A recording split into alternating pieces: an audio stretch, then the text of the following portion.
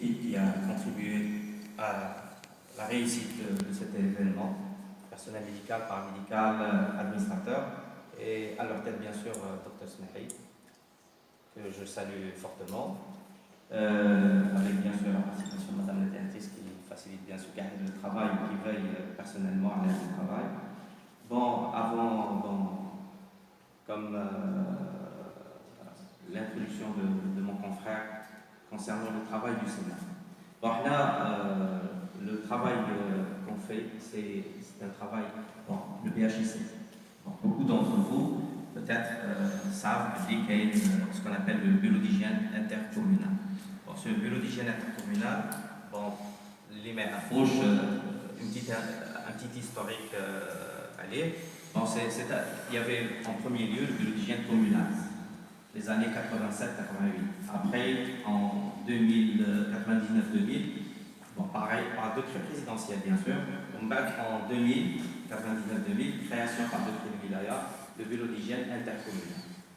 Le bureau d'hygiène intercommunal, il existe au niveau de chaque daïra. Il regroupe les communes de chaque daïra. Par exemple, Benissaf, c'est Amr Benissaf, c'est Safé. Pour Bonassa, c'est Bonassa Soutnik et Siliwich. Bon, le travail de bureau d'hygiène, j'essaie de me couche lent. J'essaie de me trouver beaucoup les statistiques. Quand on va dire les statistiques, ça va durer. J'essaie de vous donner les activités qui se font au niveau des bureaux d'hygiène. Bon, pour le travail de l'hygiène, c'est tout ce qui ressort de l'hygiène publique en général. Salubrité, hygiène, salubrité publique, c'est le travail de l'hygiène. Quand je vais vous énoncer l'activité de l'hygiène, c'est très lourd, c'est beaucoup de travail qui demande beaucoup de moyens. Vous allez constater le travail. Bon, d'après les points, je vais essayer d'être court en tous les cas, mais je ne vais pas les détailler. Bon, il faut savoir aussi que la composition du bureau d'hygiène, il est présidé par un médecin.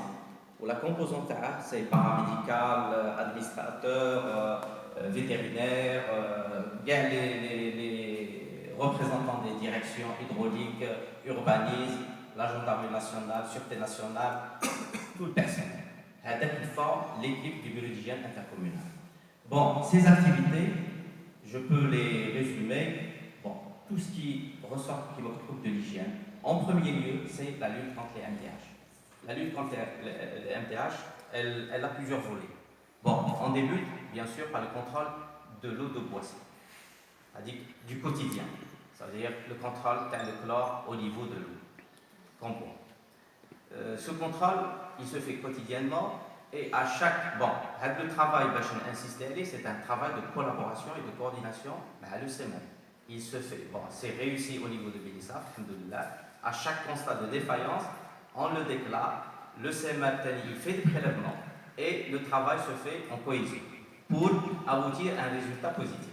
Bon, on fait les contrôles les eaux de boisson, les contrôles les réservoirs, les points de forage, tout, du début de la captation de l'eau jusqu'au robinet. Désinfection et éclat. C'est le premier point.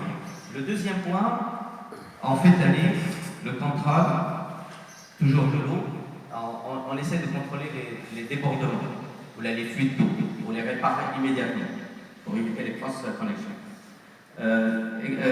Aussi, bon, pour les MTH bien sûr, c'est-à-dire les débordements des eaux usées, on les déclare et on les place pour le noir jusqu'à leur, ça veut dire le travail avec la correction du débordement, elle se fait en urgence.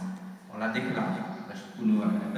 Là, on est des conseillers, ça veut dire on fait le constat, on fait le PV en urgence, on l'adresse aux APC et aux chefs de l'aide. C'est à eux de prendre des mesures dans l'immédiat. Et on remonte à chaque fois, et à chaque fois, est-ce que le travail est fait? S'il n'est pas fait.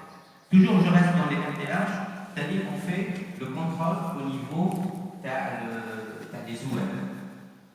Donc, des prélèvements se font par le CNAP aussi, et c'est un contrôle qui est renforcé pour la période estivale.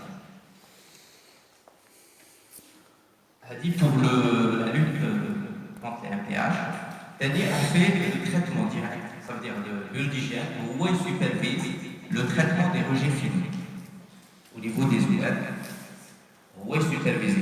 Bon, il y a deux fonctionnaires, deux agents qui font le traitement par les chlorures de chaux au niveau des rejets.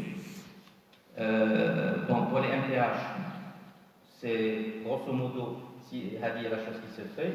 Bon, maintenant, les sources, elles sont recensées, on fait des contrats.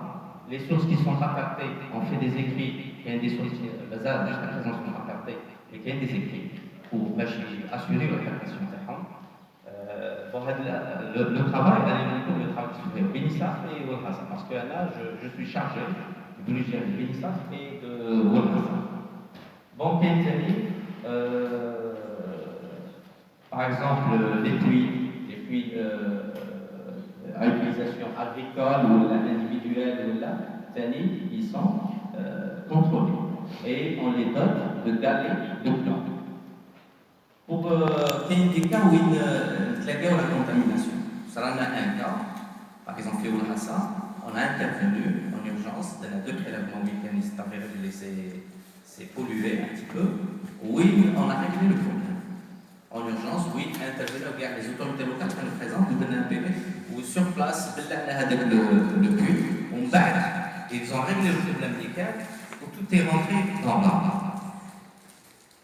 Il existe aussi, le bureau d'hygiène, il veille par exemple au niveau des fosses septiques. Ils sont recensés, au chaque débordement, on intervient dessus.